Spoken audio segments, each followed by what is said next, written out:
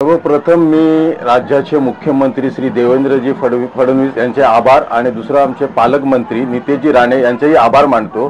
कारण मी इथला सरपंच आहे आणि ग्रामस्थांच्या मी आणि माझ्या ग्रामस्थांकडून मी यांचे खूप खूप आभार मानतो की ह्यासाठी की ही M2M बोट म्हणजे या 1984 साली जी बोट होती पॅसेंजर बोट ती आता बंद झाली होती।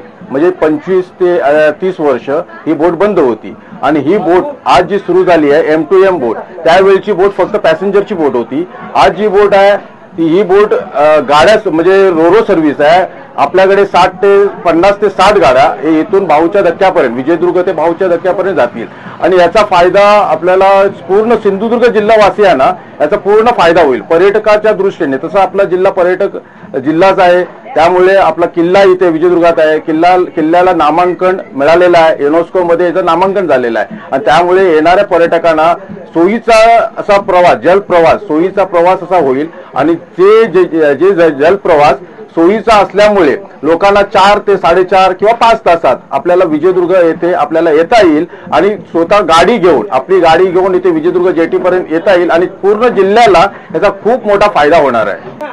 नक्कीच म्हणजे आंब्याला याचा पूर्ण फायदा होईल। आंबा सीझन इथे देवगड तालुका हा पूर्ण जगात आंब्याचा प्रसिद्धी आहे आंबा आणि ते आंबा इथून लवकरात लवकर वाशी मार्केट म्हणा एक्सपोर्टसाठी लवकरात लवकर जाईल आणि ते उन्हात तापू नये आणि शेवटी उन्हात तापून जातं आणि 12 ते 13 तास वाशी मार्केट पर्यंत जाण्यासाठी लागतं। ते 4 ते 5 तासात वाशी मार्केट पर्यंत जर पोहोचले तर ते आंबे म्हणजे सुरक्षित जातील आणि व्यवस्थित तिथे त्याचा एक्सपोर्ट वगैरे त्याचा हे मिळेल, एक्सपोर्टला त्याची चालना चांगल्या प्रकारे मिळेल।